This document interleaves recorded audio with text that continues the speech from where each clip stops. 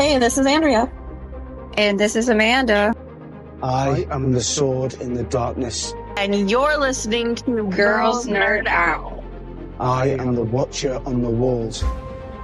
And now our rewatch has begun. Dracarys. Hey everyone, it is me, Amanda, and my best friend Andrea. Hey. And we're really excited to talk to you about the season 2 finale, Valar Morghulis. This was really good. This was a great episode. There's a lot that happens. There's a whole hell of a lot, just like in the last episode. I mean, it's a ton. And you jump around to everybody because we go back and see Daenerys again. So it's a lot. They covered a lot in one episode, which is really impressive. I'm not going to mention, that they couldn't do that later on. Oh, wait, I just did. Oops. So we start off in King's Landing. And you and I don't like Pycelle at all. He is so smug in this scene, and it makes me kind of want to scream. Can you imagine waking up to that face? I can't. No. I can't imagine. No, talk about this, because... So Tyrion wakes up and you notice that the room is a lot smaller than the where he was before. And Maester Pycelle is just staring at him, and Tyrion calls for Podrick because he wants to send for Bronn or Varys because he wants them to know that he's very much alive. I'm with Maester Pycelle. And obviously he has new chambers. So, but also notice that he's not missing a nose, because in the book, his nose gets completely cut off. It's fine. That's a very good point. Mm-hmm. His face isn't as grotesque as they describe in the book. Yeah, he has no nose. It's just a hole in the books. Yeah. So Maester Pycelle says to Tyrion, "A little cramped, but you don't need much room, do you?" Jeez. And he said that he basically tells Tyrion that he's no longer Hand of the King. Yeah, in the snarkiest way possible, because he's mad because Tyrion cut his beard and had him put in the black cells. It's sad, messed up scene. Yeah, he's condescending. A lion doesn't concern himself with the opinions of a sheep. So, you brought this up last episode. We then go to the throne room, an amazing entrance. We see poop and a white horse, and it is Tywin. And what's so great, though, is Joffrey is going to announce him as savior of the city, and he goes in the throne room on a horse. Like, if I ever walk into a room, I would rather be on a white horse. And Charles Dance rides a horse really well. I give him props for that. But I mean, damn. What a great entrance. And, yeah, it was pretty great, but they also don't mention Tyrion at all, because Tyrion did a lot, and he doesn't get mentioned at all. Yep, it is erased, completely erased. And it's really sad, because since Tyrion, was out because he was injured, he couldn't stick up for himself. So, nobody wants to give him any credit, even though he did a lot. So we have Littlefinger, and because he brokered the deal between the Tyrells and the Lannisters, he gets Harrenhal, which is interesting. And the I land, guess. Yeah. And the lands and incomes and his sons and grandsons too. And he's just like, I guess I gotta acquire some sons and grandsons. Yeah. And we all know who he wants to acquire those with. It's totally Sansa. It's totally Sansa. I like how smug he is about it, though, with the Harrenhal thing. Oh, he's proud of himself. Because without the Tyrells, they would have been screwed. Because Robb was kicking their ass horribly, and Tywin wouldn't have been able to break away to come to King's Landing if the Tyrells didn't come in. So, Littlefinger smug, and, for the first several seasons, he worked it out. Now, the rest of the scene is very obviously meant for the people watching to think that it's spur of the moment, but it is totally choreographed. Like, Joffrey knows what he's going to say. And, like, literally everybody has a part in this. And you can tell they talked about it beforehand. Because, especially what Joffrey says, it's very rehearsed and dramatic. Which, it's perfect because that's exactly how it would have happened. So, Joffrey asks Loras to come forward and says the whole realm is in your debt. If your family would ask anything of me, ask it and it shall be yours. And then Loras says, my sister Marjorie, her husband was taken from us before, and he looks pained because Renly. She remains innocent. I would ask you to find it in your heart to do us the great honor of joining our houses. Which, you know, that had to be a discussion beforehand. And Joffrey asked Marjorie if that's what she wants. And, Marjorie has on the most low-cut dress you could possibly imagine. It's very on display. Yep. She looks fantastic. And she says, with all my heart, your grace, I have come to love you from afar. Tales of your courage and wisdom have never been far from my ears. And those tales have taken root deep inside me. I like rolled my eyes. I was like, oh no. At this point, Marjorie has no idea what Joffrey is. So this is an attempt to, you know, use the fact that she's incredibly beautiful. We find out later, you know, she uses other, what would you even call it? Whatever he's into. She adjusts to whoever she's with. Marjorie plays the game. Yes. And Joffrey, wanting to look like, you know, the perfect king, I too have heard tales of your beauty and grace. But he says he's promised to another, and a king must keep his word.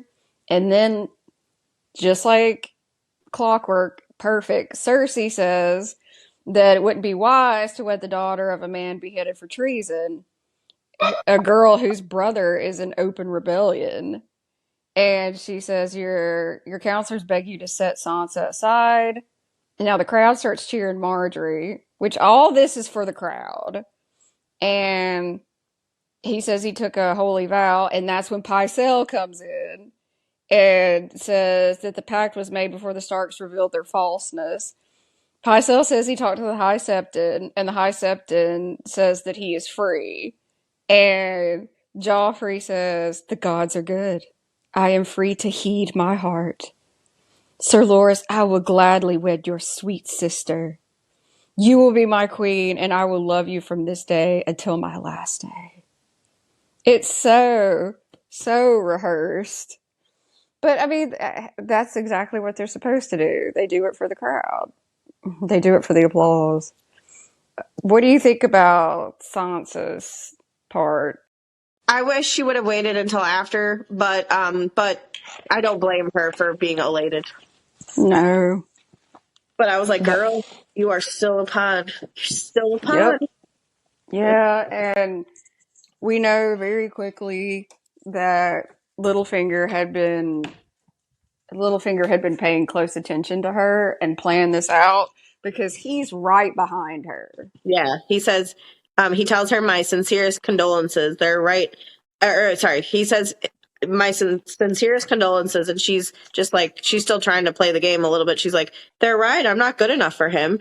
And he's just like, you'll be good enough for many things. He'll still enjoy beating you. Now that you're a woman, he will enjoy you in other ways, which is just, it's true, but sad. It's true, but he's trying to creep her out because he wants her to trust him. Yeah, he's doing a good job of it. Yep. He says, this is my favorite line. He says, Joffrey's not the sort of boy who gives away his toys. That's true. Yeah. God, that's true. So yeah, he is telling the truth, but he has a motive, as he always does. And he's very smart, because he wants to try to convince her, obviously, to trust him, but he's like, hey, I'm going to take you home. And she's like, but King's Landing is my home now. And he's just like, look around you. We're all liars, and every one of us is better than you. I like that line Yeah. because it is also true. And she doesn't realize that, but she's starting to. Yeah, she's starting to. It's slowly but surely, but it's getting good. Yeah, it is. If you think this has a happy ending, you haven't been paying attention. So Roz, was that from what happened when she was taken in by Yes. Cersei? Yes, that she's still beat up Oh, the poor from girl. when they thought she was Tyrion's Yeah. girl. Okay. Yep. So she's looking in the mirror and she's trying to cover up her bruises and her black. Well, it looked like a black eye to me. It was messed Yeah. up. Oh, yeah. That was a black eye. And somebody comes in and it's it's Varys. And you know what's interesting is in the book he changes his clothes quite often because he wants to look different, so nobody can remember him. Well, what fascinates me is the more you see him in disguise, we get like Tyrion's point of view, and he does so much. He changes his clothes, his hair, his scent, his walk. It's amazing. I know he was a mummer, but it almost seems like it's a glamour. If Well, it's not a glamour, it's damn close. there's a specific scene with Shay that Shay says, "Oh, I recognized him," and Tyrion was shocked because she recognized him before he even did, and she's like, "Well, I'm a whore, and whores notice those kind of things." So I thought that was very telling. It really is. And that's why I'm going to side eye whores from now on. Not that I want to call them that. You know what I mean? Like prostitutes, lady. I'm going to call them lady of the evening from now on. So she's like unrobing herself because she thinks he's there for a good time, and he's like, "Oh, trust me, I'm not. I'm not into She this." has no idea. She has absolutely no idea. Not a clue. So she's doing what, she does. Yeah, and she looks great, but he's just like, no. And then and she's like, most men like what they see. So she's just like, he says, I'm not like most men, and she says that's what most men say, which is true. And he asks her if working with Peter Baelish is everything you hoped it would be. And I thought that was an interesting question because he does seem to like, if you see, like, you know how I am with the facial acting, he does seem to care about her. And she just looks at him and she's like, have we met?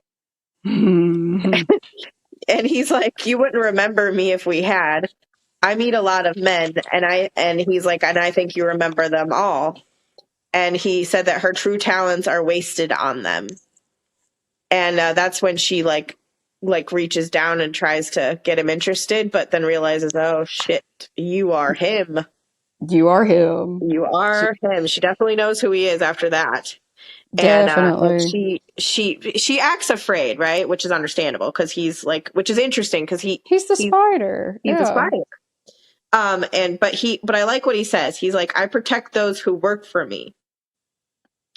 And unlike Peter Baelish, clearly he doesn't protect her.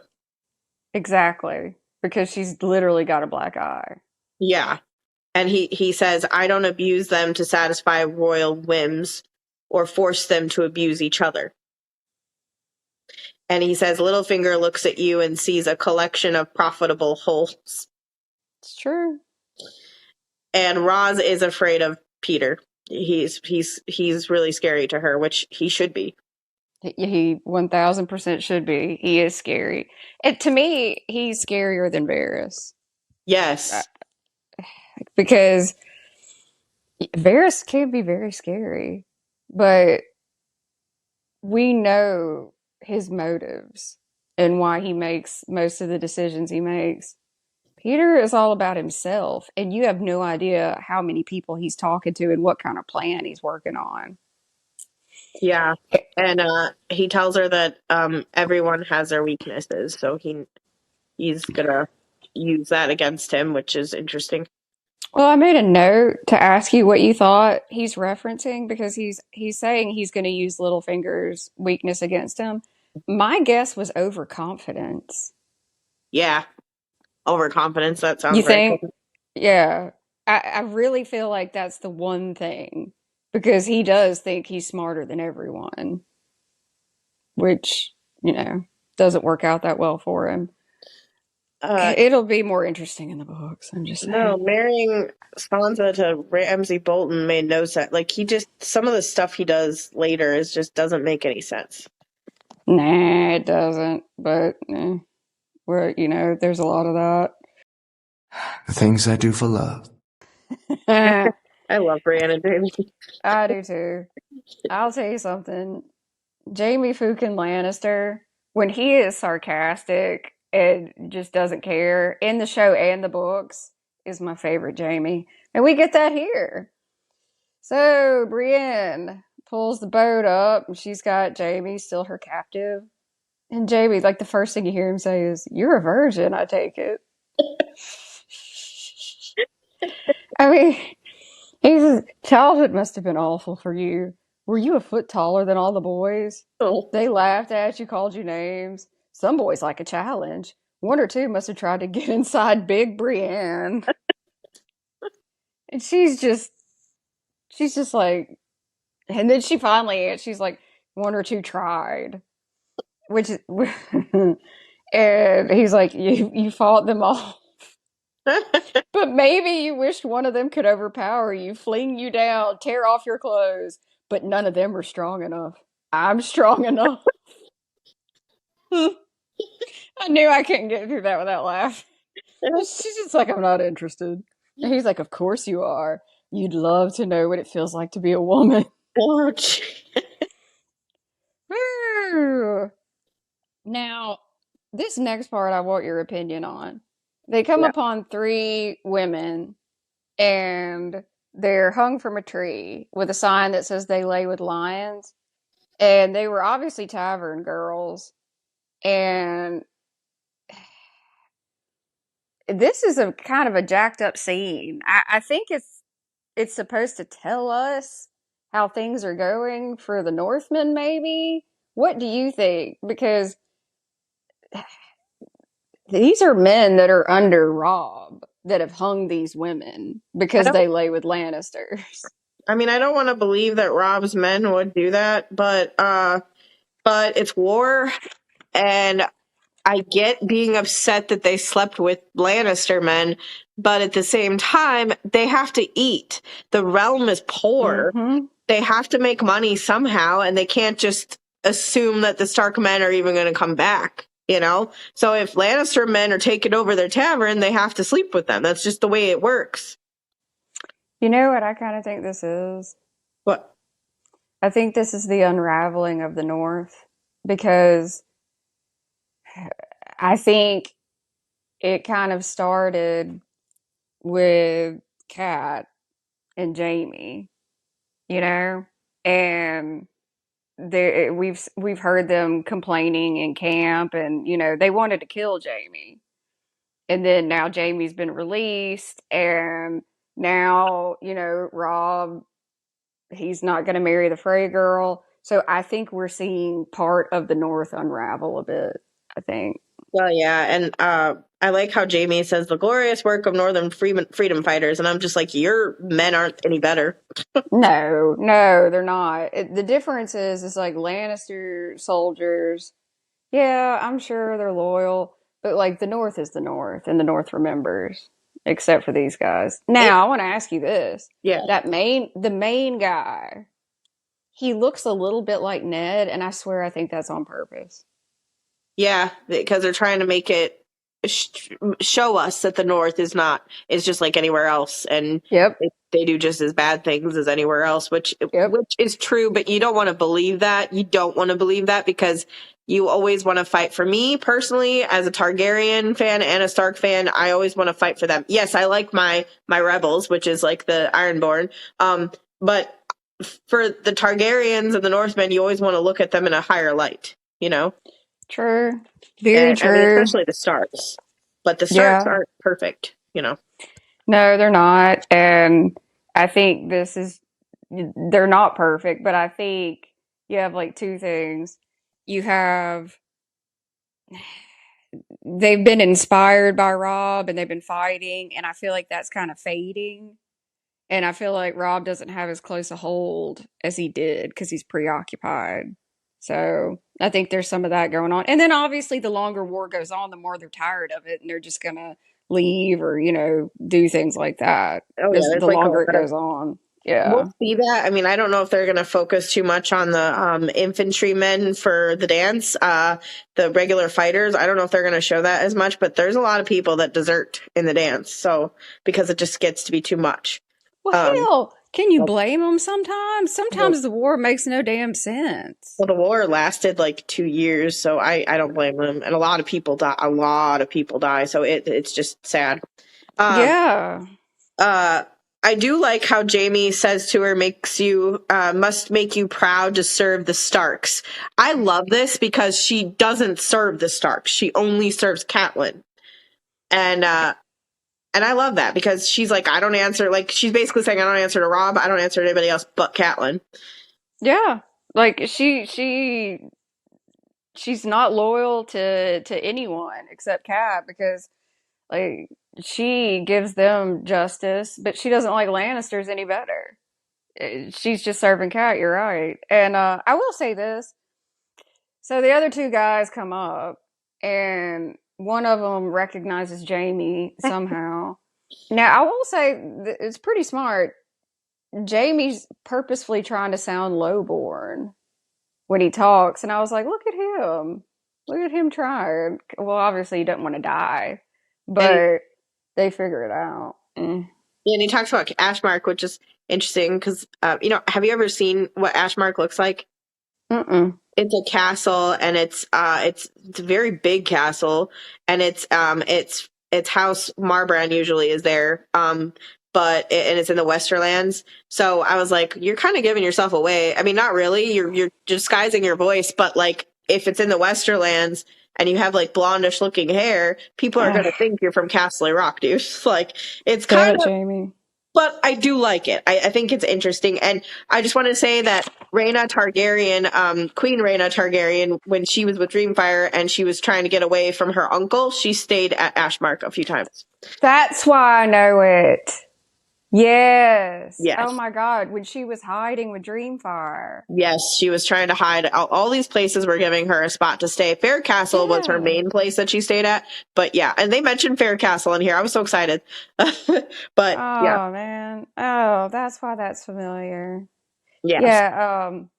We're talking about many generations back Targaryens. Yeah, Very many. She's the first dragon rider of Dreamfire, which has been seen in House of Dragon just once, unfortunately, but we'll see her again, sadly. Yeah, man, I'm not ready for that. I just wanted to give a little lore about Ashmark. During the War of the Five Kings, Robb Stark defeated Sir Stafford Lannister, this is when I was like, okay, they're running out of names. He beat them at the Ox Cross, and Stafford Lannister is actually the brother of Joanna, which is Tywin Lannister's late wife. And he took the castle and other lands during that time. Robb did, and then it was abandoned in a storm of swords. Oh, interesting. No idea who has it now. No idea. And by the way, if you like to know extra lore, you should follow us on social media. Follow your favorite podcasters on all social media at Southern Mother of Dragons and at the Princess of Dragonstone. Well, the guy that's like recognized him, he asked Jamie if he's been to the River Market in Salt Rock. Salt Rock is show only, just so everybody knows. And Jamie's like, is it near Ashmark? And he's like, no, then you haven't seen me. He's trying to save his ass, but he's also being funny at the same time. So I kind of love that. But look, it's my favorite Jamie. I like it when he's sarcastic. It's funny. Yeah, me too. It's just funny because he does recognize him at some point and says, "You're Jamie Lannister." And it's like, how do you know that's Jamie Lannister? Where have you seen him before? Yeah, and it's like he must have been really close. I was like, okay. Look, we'll believe it. He's the Kingslayer. He's famous. Maybe it's that. Maybe that's why he remembered. We'll just go with it. How can a man be brave if he's afraid? And that is the only time a man can be brave, he told me. Okay, so we go back to the Riverlands. It's night. It's Robb in his tent with Kat. And she's trying to warn him. She's like, Walder Frey is a dangerous man to cross. And Robb's like, I know that. And Kat's like, you're going to do this anyway? And Robb says, I love her. And I will say this. This Kat is actually acting correctly and making sense. I will give her credit for this. If anything, maybe she should have been a little bit more scary because she knows that this is not good. And but at first she's trying to like appeal to him, and I like what she says. Because she says, your father didn't love me when we married. He hardly knew me or I him. Love didn't just happen to us. We built it slowly over the years, stone by stone. For you, for your brothers and sisters, for all of us. It's not as exciting as a secret passion in the woods, but it's stronger. It lasts longer. And Robb is already irritated, and he's like, is that what would be in store for me with one of Walder Frey's daughters, what you and father had? Which he knows is probably unlikely. And she says, why not? Because she's not beautiful? Because she's not exotic and exciting? And Robb is saying, now you're just arguing, because you arranged it. And she says, and you agreed to it. You gave him your word. Treat oaths recklessly, and your people will do the same. If your father lived his life for one thing, and he says, my father is dead, and the only parent I have has no right to call anyone reckless. Okay, so she is making a good point, and he is dangerous. But Kat, and tell me if you agree, Kat letting Jaime go affects this.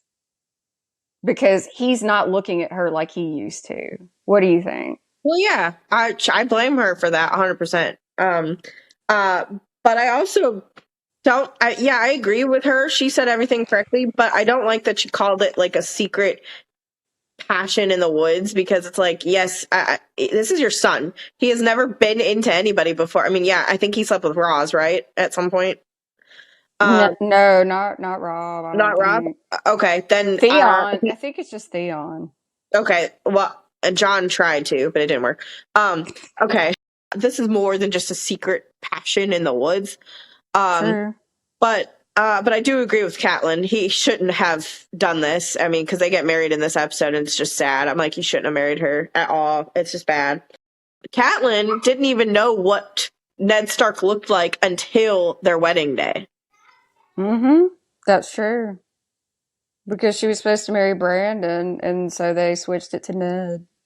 And yes, and when you marry somebody for arranged marriages, sometimes you don't know what they look like, and you don't even really know them, and then it takes time. Sometimes you do fall for that person, and sometimes you don't.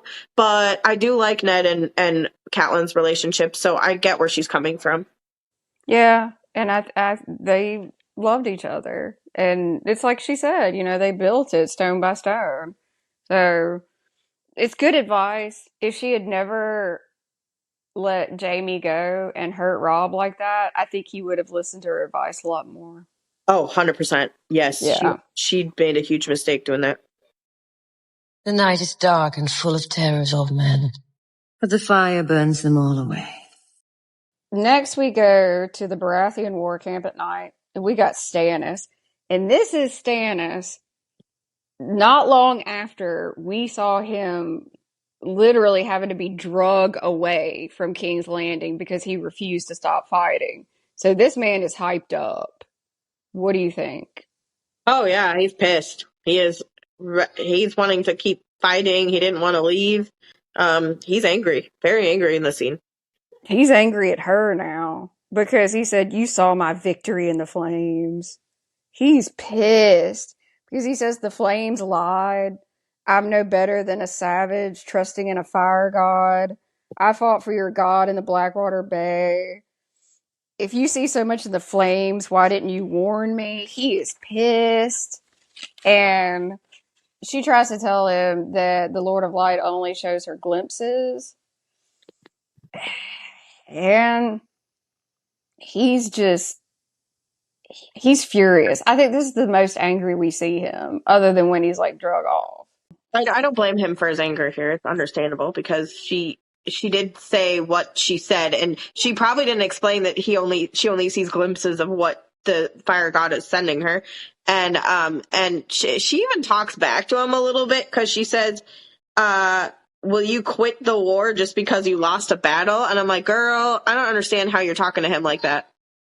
I don't know, but it's interesting that the show left this out. In the book, Melisandre tells Stannis he lost because he didn't take her with him. And that's not mentioned in the show. I think it should be. So that's the answer that he gets in the book. She's like, well, you didn't take me with you. Because Davos didn't want her there. So she's like, if I'd been there, I could have helped you. Which I'm surprised they didn't really bring that up. But anyway, this is what I think is interesting. So she says, I've been fighting far longer than you. And he says, have you? Show me how you fight. He leaps to his feet and he starts choking her. I cannot imagine Book Stannis doing that because you know how he is about women. Yeah, that doesn't seem like him at all. So it's I weird. didn't think so. Yeah, I thought that was a bit weird. And she removes her hands. She doesn't fight back, which is very Melisandre. And he's like, where's your God now? Will he save you? Where's your God? And she says, inside you. And Stannis releases her and she falls to the floor. So he's still feeling guilty. He's like, I murdered my brother. And she says, we murdered him. Share the weight with me. So she's trying to take the guilt away from him so he'll focus. And this is what's interesting. She says, the war has just begun. It will last for years. Thousands will die at your command. You will betray the men serving you. You will betray your family. You will betray everything you once held dear. And it will all be worth it because you are the son of fire. You are the warrior of light. You will sweep aside this pretender and that one. You will be king. There's no way in hell Stannis is going to listen to somebody saying he's going to betray his men, his family, and everything. That's who Stannis is. So I thought that was weird. It was weird, but I have a bone to pick with this scene because she makes him look in the fire, right? We don't see any of the visions, and I really wish we did because I understand the D&D is allergic to magic, but there's times where they'll show magical things because there's magic in this episode, but then they don't show that. I mean, like Varys is afraid of R'hllor, and he claims to have heard his voice. So I would have liked to at least heard a voice.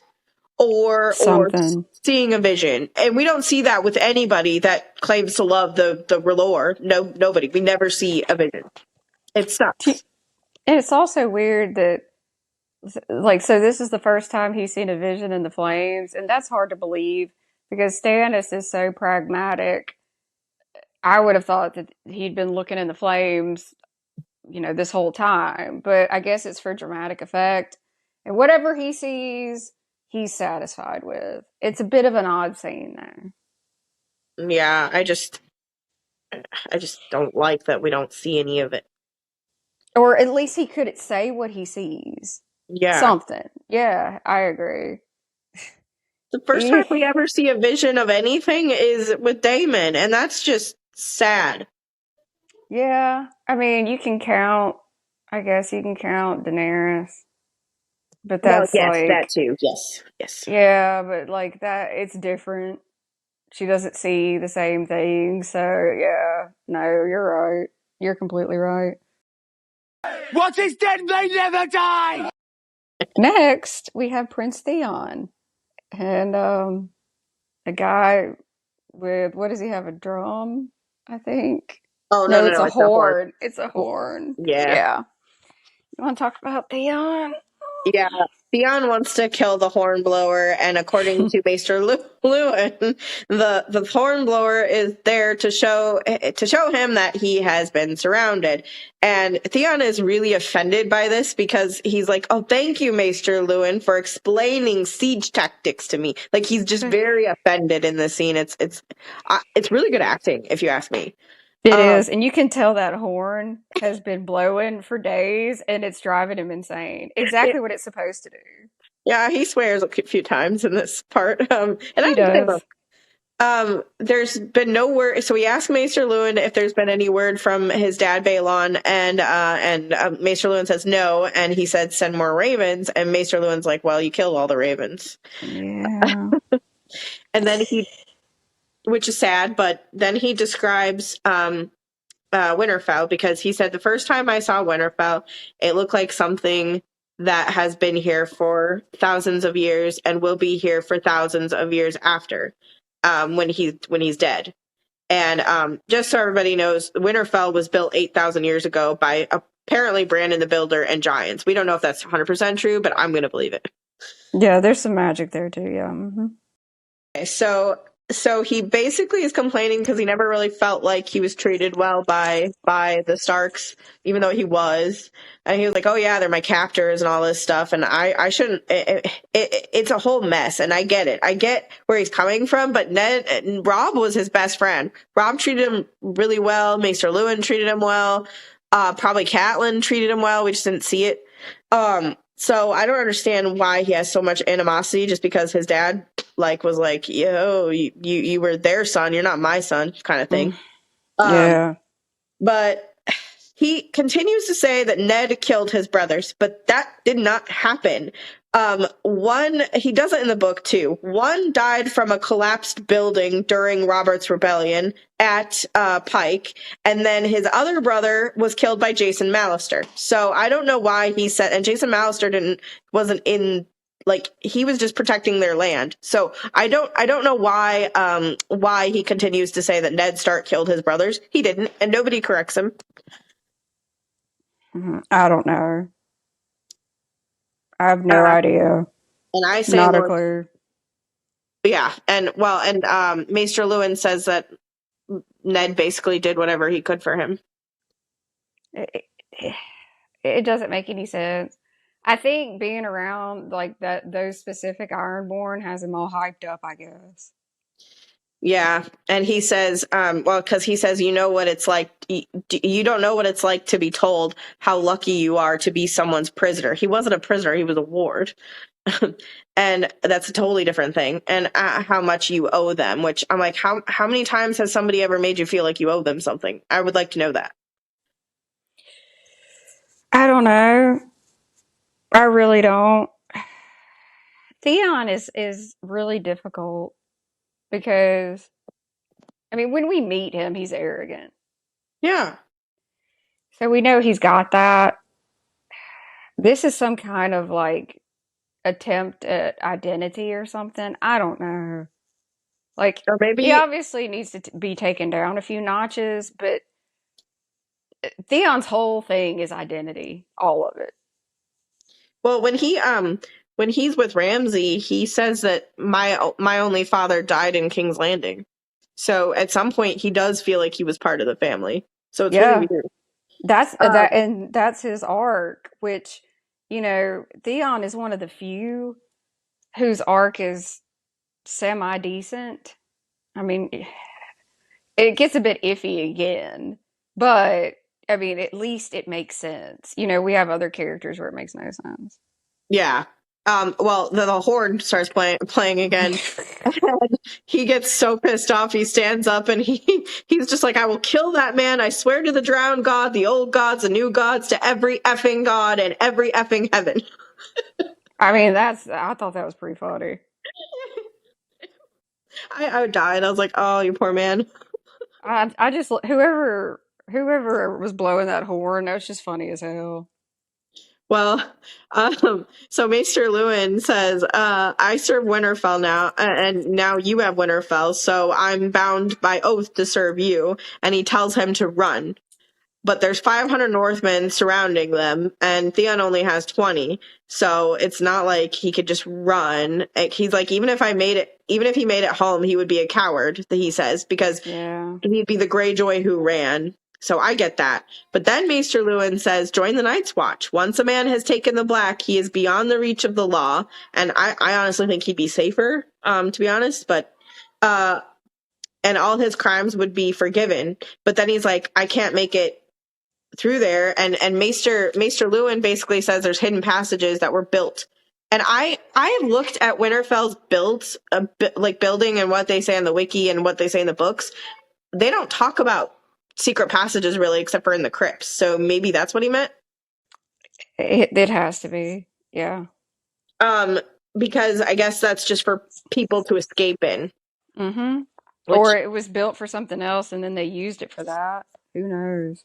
Maybe. Well, and he says that the Night's Watch is an ancient, honorable order. You'll have opportunities. And he's like, oh, yeah, opportunity for Jon Snow to cut his throat. Honestly, can you blame Jon? No. But, I commend Jon for how he treats him when he does see him again. I do. Agreed. He could have done a lot worse. And Maester Luwin's like, you just have to make amends for what you've done. And you are not the man you are pretending to be. So that line is true, and he's trying to get through to him, and it's a damn shame that he can't.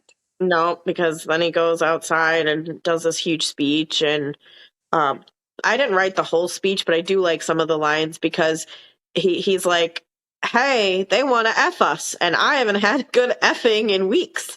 I'm ready for one. I mean, like, he gets all riled up. He's trying to get all the Ironborn riled up. He gives a speech and names a bunch of famous Ironborn people and, like, screams. He would give a lot of money, I think, to whoever kills that effing hornblayer. Yep. because it happened again. And then he gets hit on the head. Yeah. That was pretty funny. They said it was a good speech, but thank God he's quiet.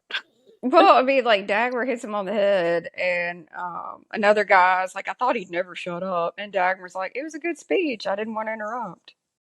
Everyone who isn't us is an enemy. We go back to King's Landing. We're in Tyrion's chambers. Varys is there.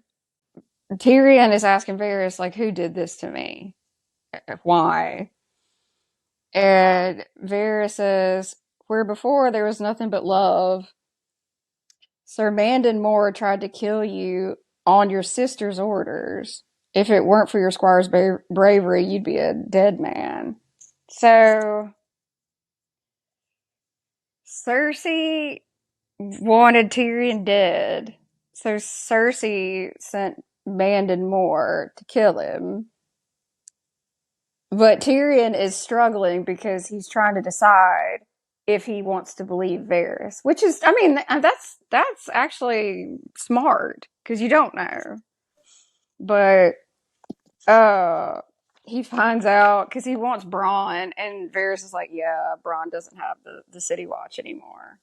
And he's like, go get my hill tribesmen. And Varys is like, they were paid and they've gone home. So Tyrion feels pretty bad. But Varys makes a good point, like you said earlier. There are many who know that without you, the city faced certain defeat. The king won't give you any honors. The histories won't mention you. But we will not forget, which is nice. It's very nice of Varys. And Shay comes in, and they have a scene. And I don't know, Andrew, you might be right. Maybe she did love him because she wants them to run away together. I don't know. Yeah, she's inconsistent with how she's acting towards him, I think. Yeah, especially considering she hops into bed with his dad.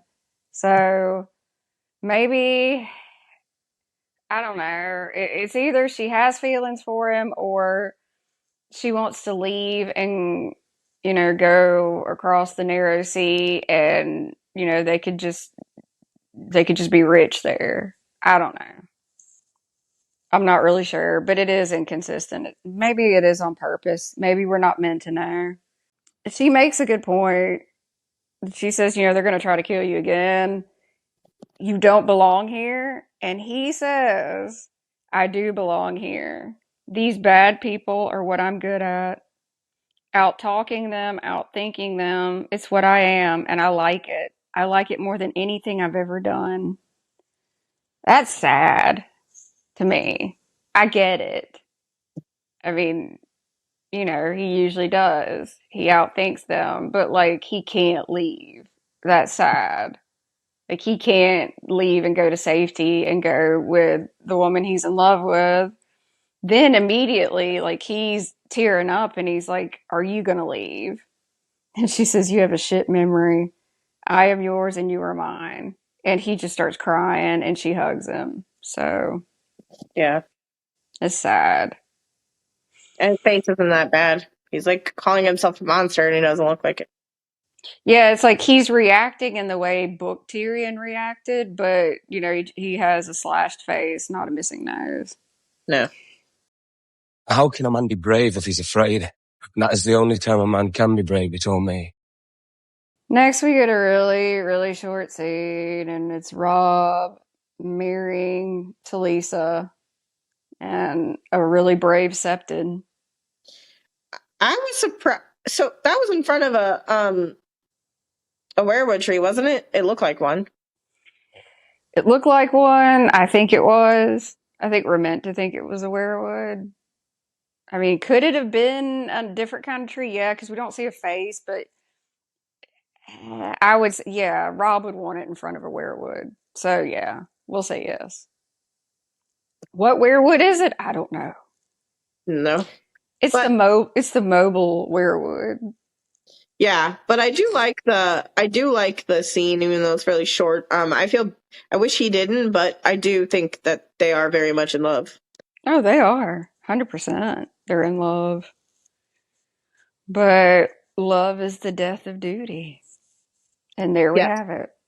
Yep, I love Maester Aemon. Where are my dragons? Finally, for the love of God, we get Daenerys. Sorry, it's just been a minute. Okay, so we have Daenerys and Jorah and Xaro, and they're going to get her damn dragons.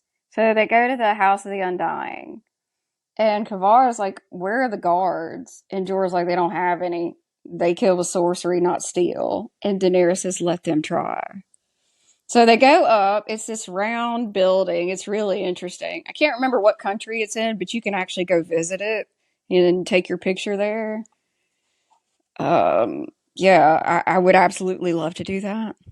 So Xaro stays in one place, to make sure nobody comes up there. And we have Jorah following Daenerys going in a circle. And he keeps following her, and she's walking pretty fast. She gets out of his sight, and he walks up, and he gets back to Xaro, and she's gone. So they have put her inside the building through magic because it's strong. Like Andrea reminds us, it's because the dragons, their magic is super strong, especially considering the dragons are in there. So she's inside. It's dark, but there's a torch that she picks up, and she's brave as hell because she's like, are you trying to frighten me with magic tricks? You want me? Here I am. Are you afraid of a little girl? And she hears a dragon screech, and she follows the sound. Vala Morgulis. Vala Morgulis. Arya, Hot Pie, and Gendry are walking through, I forget what area that is, but they're being watched by Jack and Hagar. And Hot Pie's just like, I think it was Hot Pie, says, how did he know we were here? Like, he knows everything. Trust me. Me.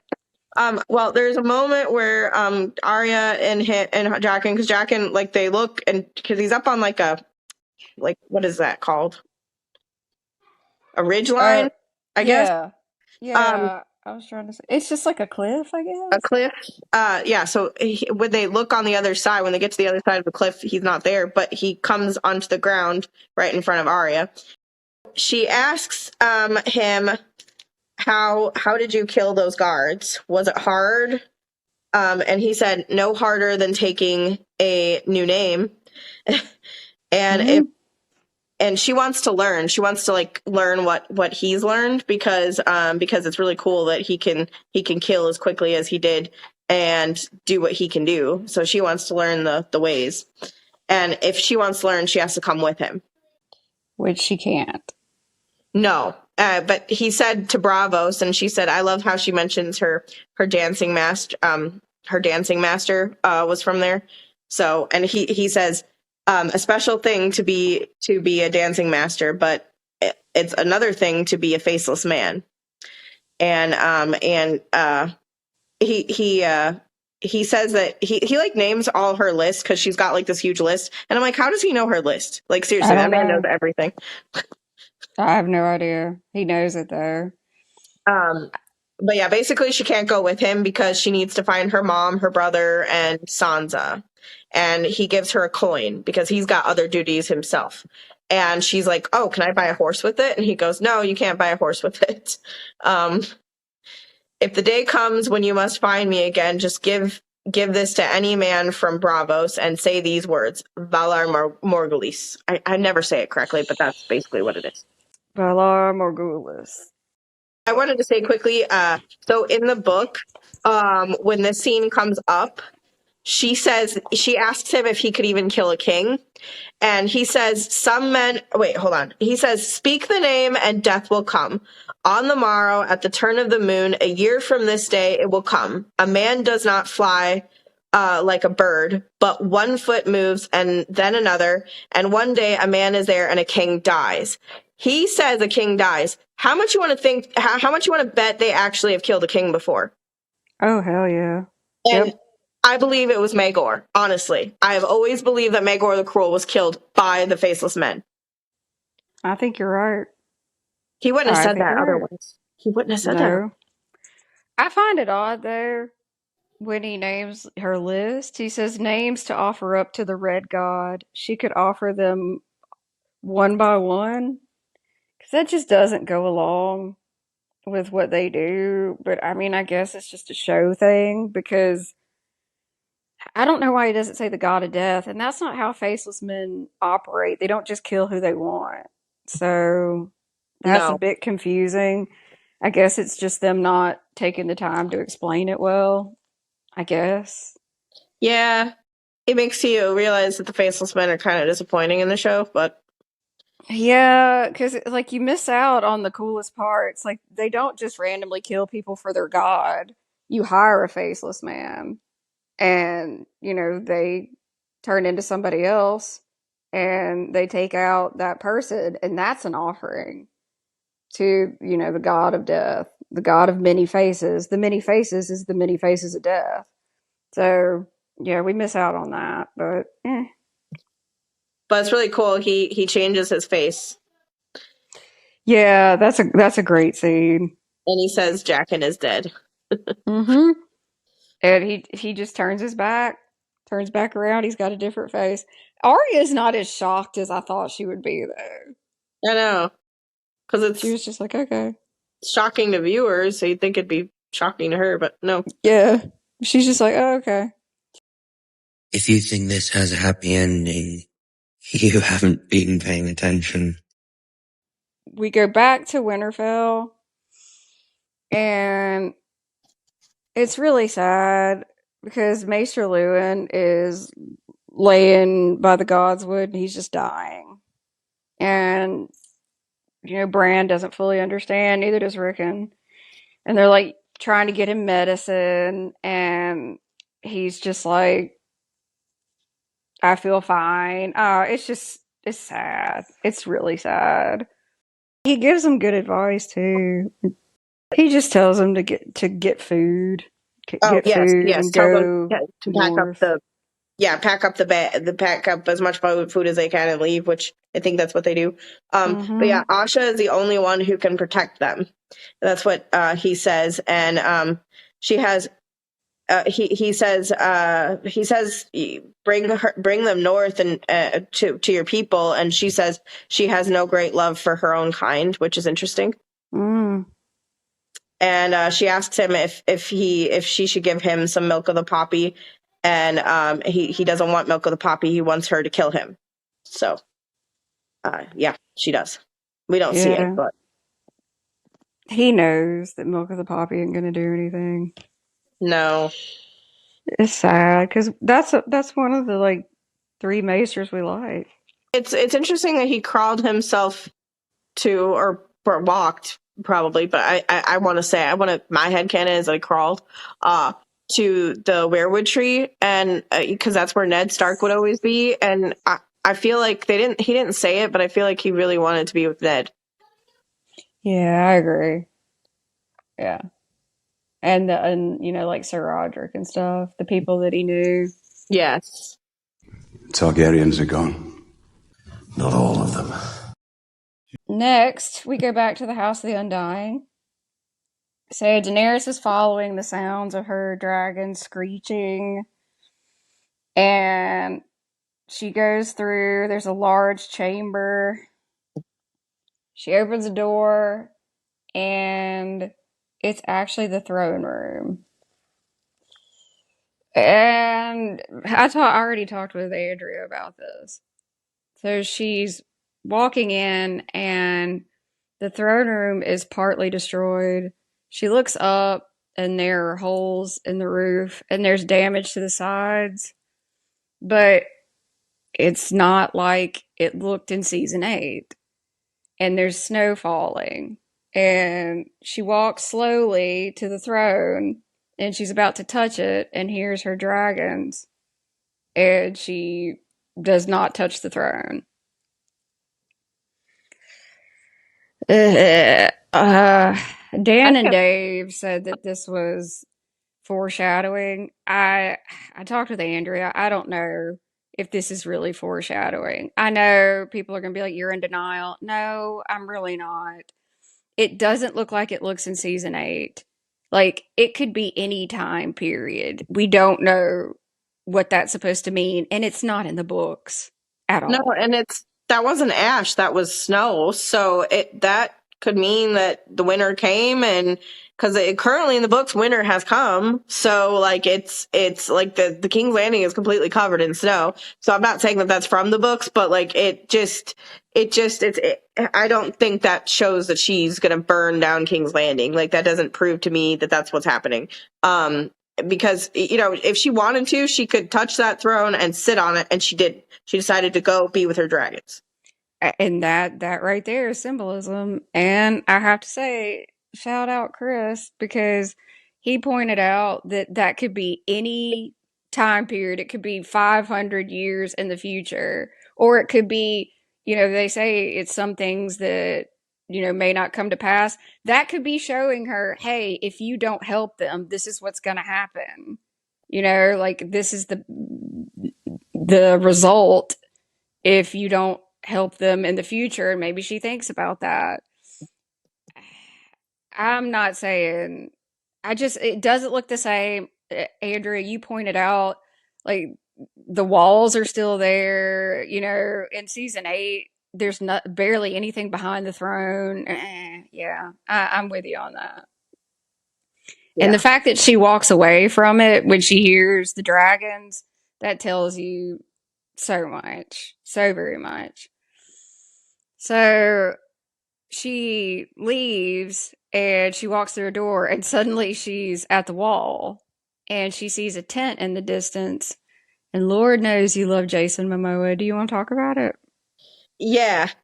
So when she gets inside, yeah, Drogo and Rhaego are there, and Rhaego was the baby that she lost, sadly. He's so cute.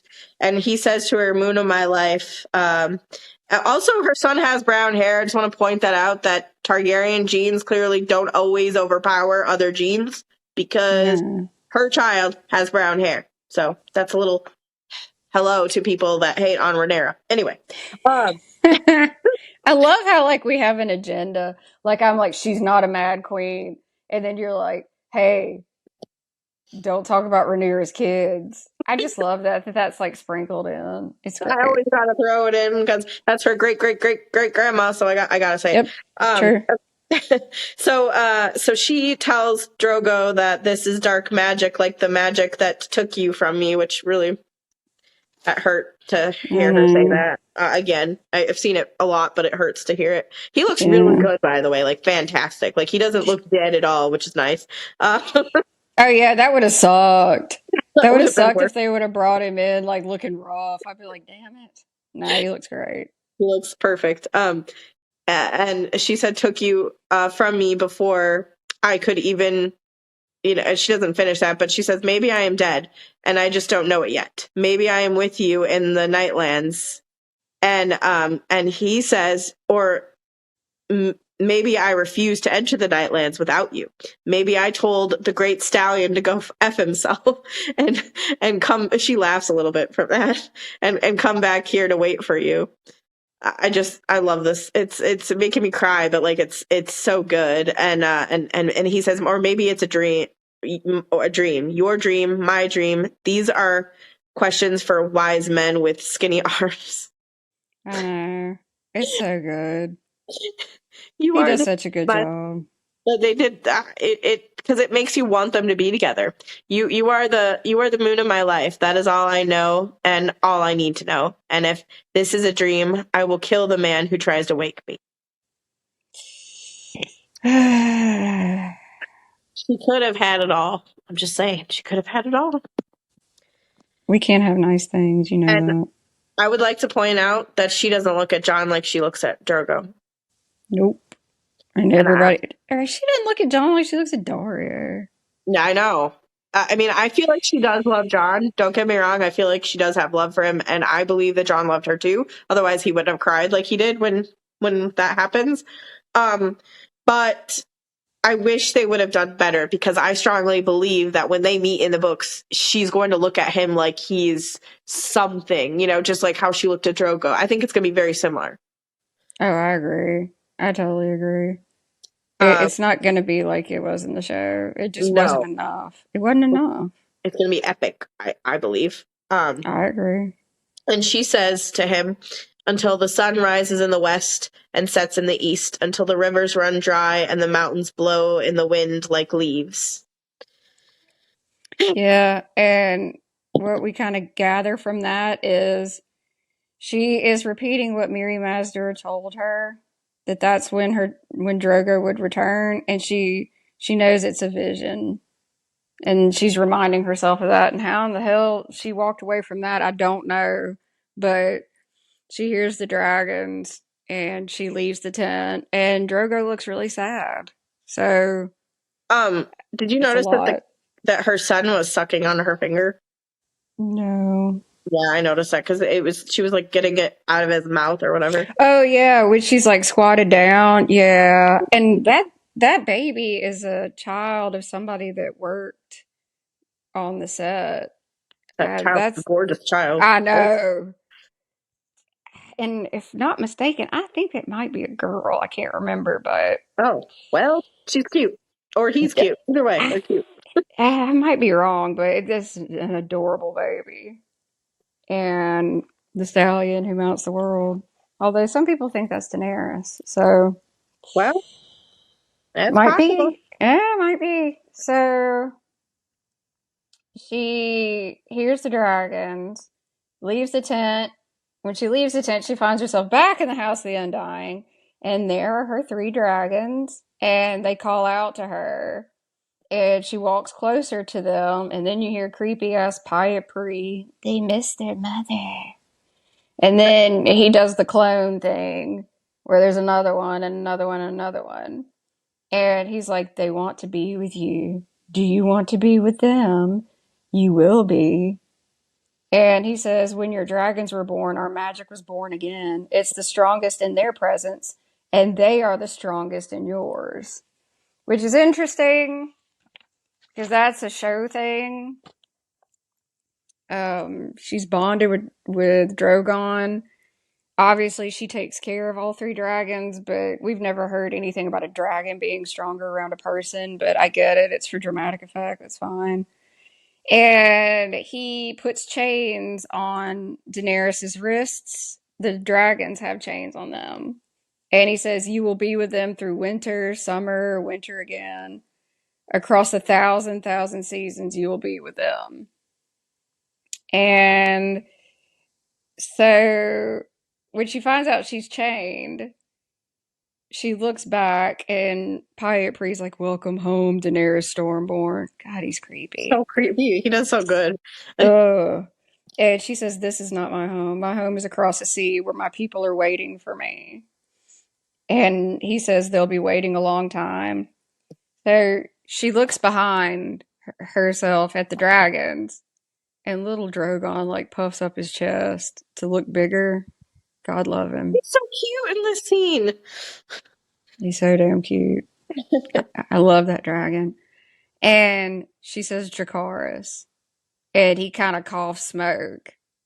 And Pyre is like, what are they doing? And gets his face really close to the dragons.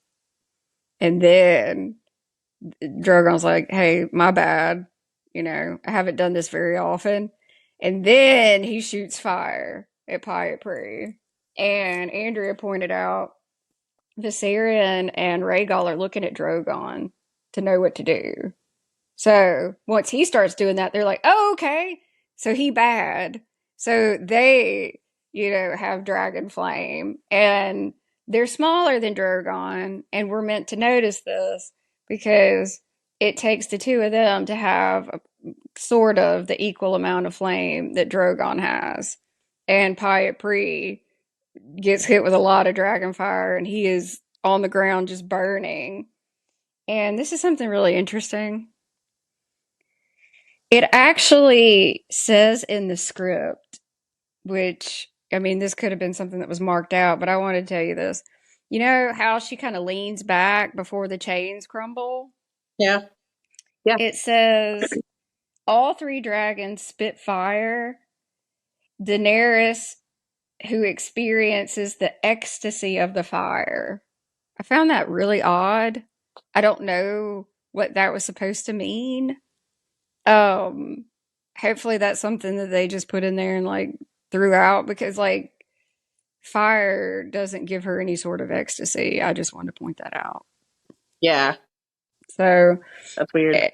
Yeah, I mean it's kind of weird that she leans back like that, and but I always thought she was doing that, to give them space, and she looks satisfied because her children are saving them. So well, I thought maybe I personally thought she was leaning back because she didn't want to get hit with their fire. Yeah, exactly. Yeah. So that she wouldn't be in the way. So we're going with that. I don't know what this ecstasy of the fire. Yeah. And she's satisfied because the guy had her dragons and has her chained up. So he's going to be dead. That's good.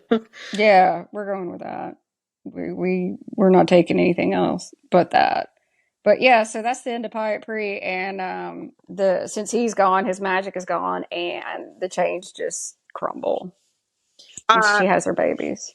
I wanted to say that in the books, the pyromancers that make the wildfire, they said that their spells on the wildfire are working faster. They're making more wildfire because obviously dragons, but Tyrion's like, oh, I haven't heard about any dragons. Well, her dragons were born, so that is why magic everywhere is getting better because of the dragons. Yep, that is true. Which, I mean, they kind of say, but then they kind of disregard it later. So, not shocking. I don't want it. I never have. Next, we go to the far north. Yes, we get to see Jon. I love Jon. Yep. He gets mentioned several times in this show. In this episode. So I was like, oh, yay, we get to see Jon soon. Because I love Jon.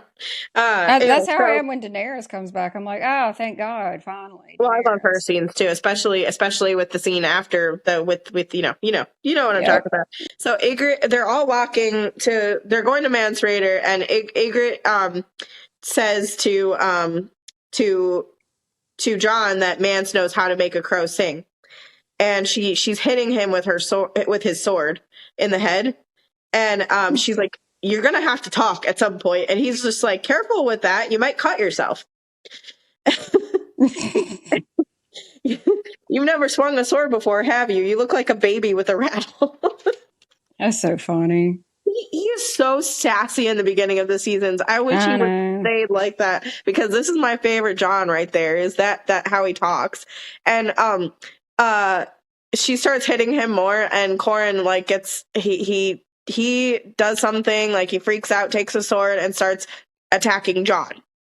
He's mad because he's like, "What? Are you going to give Mance Rayder an invitation to Castle Black?" Like, he's really upset. So then they're just like, I think it's Rattleshirt. I think that's Rattleshirt. Or is that the Lord of Bones? I don't think Rattleshirt's in the show, is he? No, that's Rattleshirt. You're right. Oh, it is? Okay. So Rattleshirt says, "Let them fight." And so Ygritte gives him his sword, and they start fighting. And I actually really like this fight. It's really sad, but I like it. Because he calls Jon a traitor, or no, so your father's a traitor. Did he teach you that, or was it your whore mother? Well, Qhorin is sacrificing himself, and he's trying to make it easier on Jon.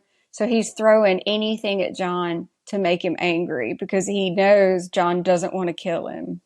Yes, Jon's not like that. He's a very, very kind heart. But he knew that was the plan. He knew it. Oh yeah. It's sad. It's just great, but sad. It's a great plan, but sad, because Qhorin's like such a great person, and he does kill him. And then he says, "We are the Watchers on the Wall," and they cut off Jon's ropes, and they're going to the wildling camp. I'm glad that they cut his ropes. They like trust him enough to do that. Yeah, because Qhorin half-hands like a legend. Yeah, because Ygritte says, "You can tell Mance that that's the man that killed Qhorin half-hand," and she shows him the encampment. It's huge.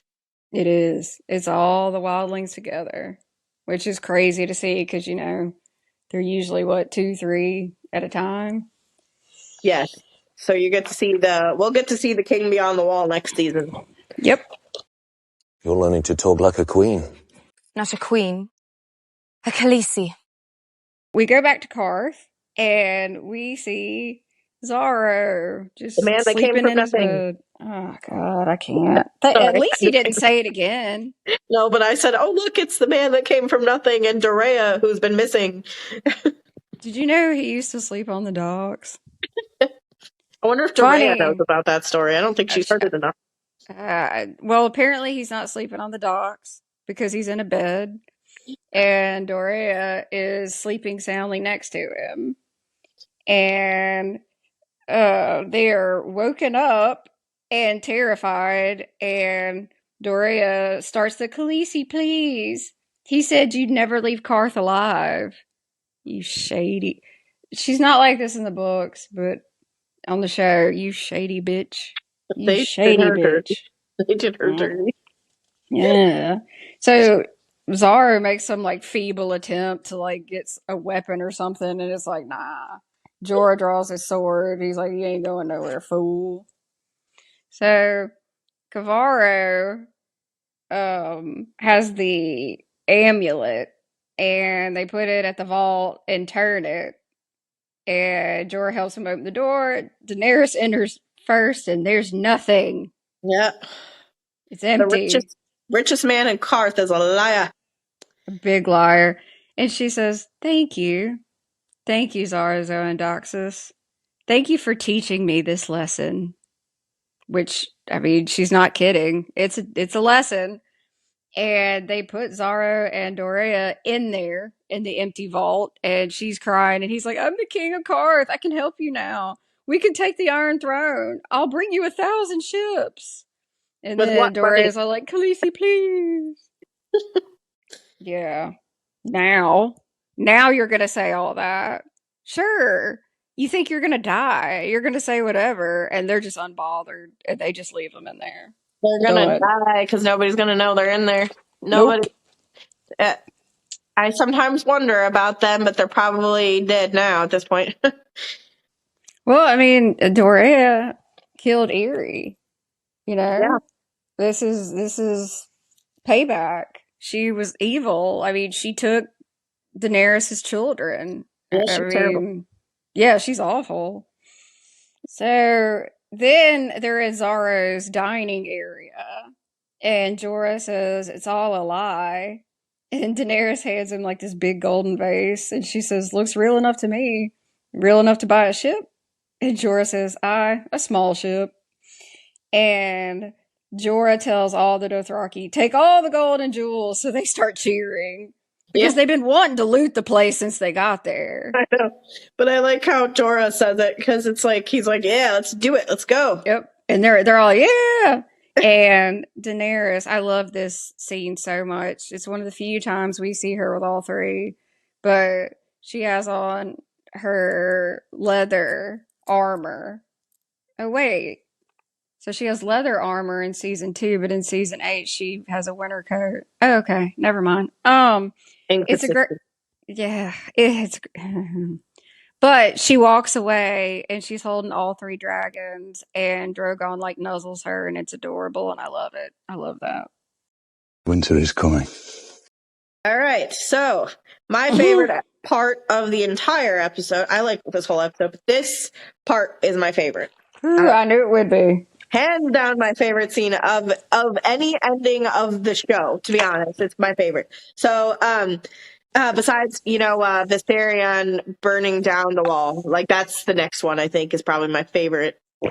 As much as I don't like him being an ice dragon, it's still really cool. But anyway. You can, look, just because I have an issue with Viserion doesn't mean you have to, man. I do. Honestly. I just think it's cool that he burns down the wall. I just love that. That's the only part of it. I don't like him fighting against his brothers or anything like that. I think that's terrible. But I have an over attachment to a CGI dragon. It's all right. Yeah, no, he just. We are gonna get an ice dragon. I promise. It just won't be him. Hell yeah. So there, we have Dolores, Ed, Sam, and Gren, and they're picking up shit. They are. They have to burn something because Gren says people shouldn't live anywhere you need to burn shit to keep warm. And Dolores is like, if you see a tree, let me know. I think that's all they have. That's all they have to burn. It is what it is. And it's desolate, so like there's like nothing but snow. So like they've got nothing, so they have to burn whatever they can, and it makes sense. Gross, but it makes sense. And so Sam, he's still talking about Gilly, and he's like, I know. You know the interesting thing about Gilly? After everything, she has hope that she's going to be okay, that everything's going to be okay. And I honestly love that about her because she's nobody ever talks about this, but I think she's a very strong character for what she's gone through. Yeah. And Dolores Ed says, the thing you find interesting about Gilly is that she said 6 words to you. Well, I mean, not a lie. And Sam says, the thing about you that I find interesting is absolutely nothing. They just love them. Okay. I'm tired of it. I'd be tired of it too. Well, I mean, I think they spend way too much time together. That's what I think the problem is. Yeah, true. Okay, so after this conversation, one horn blows, and Sam's excited because he's like, oh, Jon and the Half-Hand are back. A second horn blows. That means wildlings, so they're like, okay, let's get our swords out. But then a third blast. That is White Walkers. That has never happened in their timeline, like, ever before. So this is a big deal. And so they start running, and Sam can't catch up with them. He's left behind, and then what I love about this scene is the snowstorm comes really fast. And the White Walkers in the books bring the winter with them. They bring that with them. It's magic. Yep. This snowstorm is magic. And this is what I mean. Like, they can do that, but they're allergic to other pieces of it. I don't understand. I don't know. So there's a bunch of Sam hides behind like this big rock, and there's a bunch of you see in the distance a bunch of people, dead people. It's a bunch of what looks to me like a bunch of wildlings. But I did see some black cloaks, so I'm going to assume some of those were men of the Night's Watch as well. Yep. which I never noticed before. Did you ever notice that before? No. That's Because why I love Hard that Home, this is a rewatch. Hard Home, I don't think there was any Men of the Night's Watch there before that were dead. I don't recall that at Hard Home, but no, I don't either. Mm-mm. But then again, I didn't recall it when I watched this scene because I was like, "Oh my god!" I had to stop it. So I had to rewind it and stop it several times because I'm like, I see quite a few black cloaks too. So yeah, which makes it even creepier. Yeah, it freaked me out. And the part I don't understand is there is a horse that's like half, it's dead, and there's one of the command. I want to call him a commander. I guess he's a commander. I mean, so we have the Night King, and then I guess, I mean, He's you not can just like that one guy that Jon fights. Yeah, I guess you can either call them the others, or you can say that that's a White Walker, and then the dead people are whites. I mean, it's interesting because there is no Night King in the books. Because the other guy, I would say those are the others. Those are the others. Yeah. But okay, so he's just something like that, something similar to that, and he looks at Sam, like really looks at him, and doesn't do anything. He doesn't try to harm him or anything, which is odd because that's not what they do. They don't just stare at you and not do anything. It's odd as hell. It really is. Yeah, they don't even try to fight him. And then he yells something. I don't know what he's yelling, but it's just a command to go, keep going. I'm assuming it's like a screech. Yeah, and he's not the only one that does that. There's other guys on horses that are doing the same thing.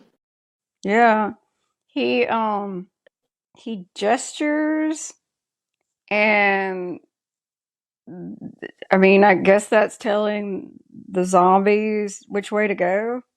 Yeah, I would assume so.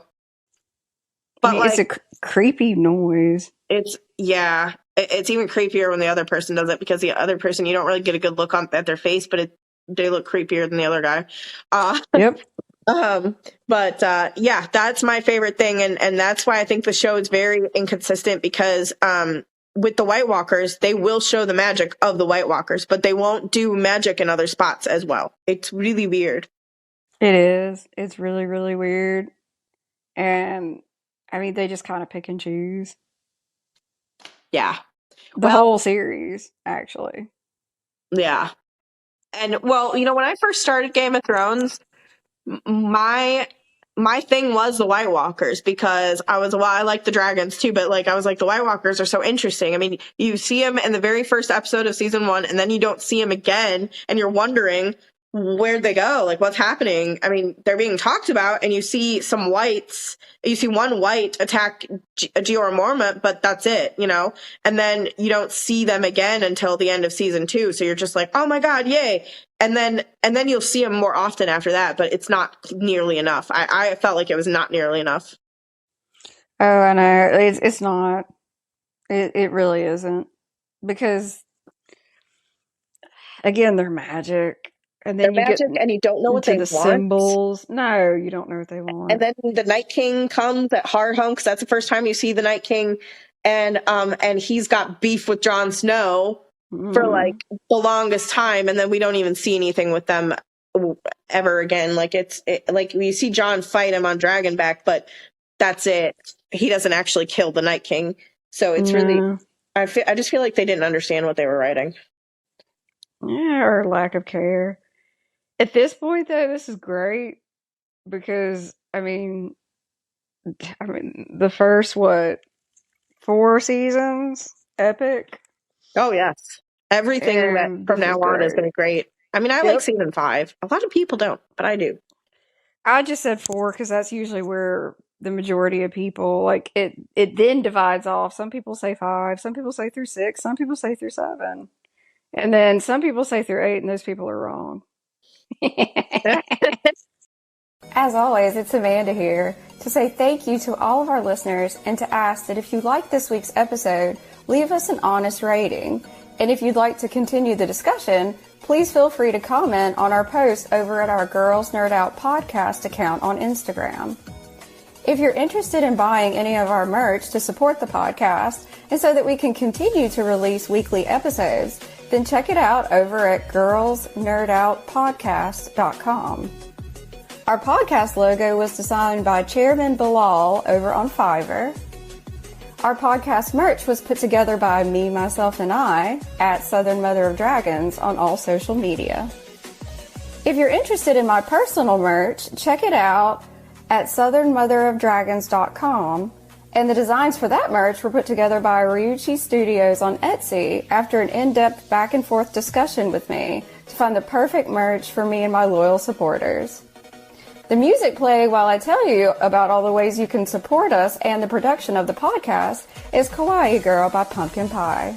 Thanks for listening. Hey, this is Andrea.